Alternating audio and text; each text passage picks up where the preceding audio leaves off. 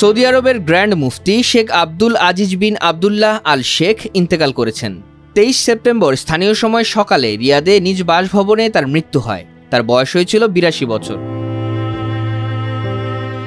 রাজকীয় সৌদি আদালত এক বিবৃতিতে তার মৃত্যুর তথ্য নিশ্চিত করেছে। ইমাম তুর্কি বিন আবদুল্লাহ মসজিদে আসরের নামাজ শেষে তার জানাজা অনুষ্ঠিত হবে।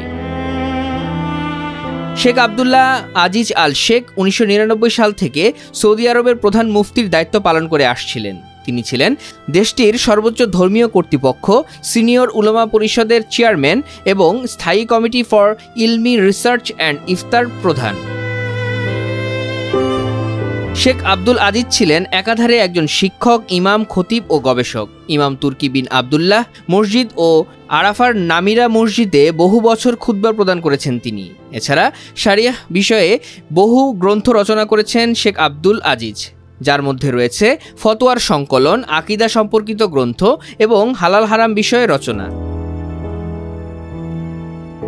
সৌদি আরবের গ্র্যান্ড মুফতির পদটি 1953 সালে তৎকালীন বাদশাহ আব্দুল আজিজ প্রতিষ্ঠা করেছিলেন। শেখ আব্দুল আজিজ দীর্ঘ 2 দশক এই পদে থেকে ধর্মীয়, সামাজিক ও আইনি সিদ্ধান্তে প্রভাব রেখেছেন এবং মুসলিম বিশ্বের অন্যতম প্রভাবশালী আলেম হিসেবে স্বীকৃত হয়েছেন। তিনি 1981 সাল থেকে 2016 সাল পর্যন্ত টানা 35 বছর হজের খুতবা প্রদান করেছেন। 2016 সালে বার্ধক্যজনিত কারণে তিনি এই দায়িত্ব থেকে অবসর নেন।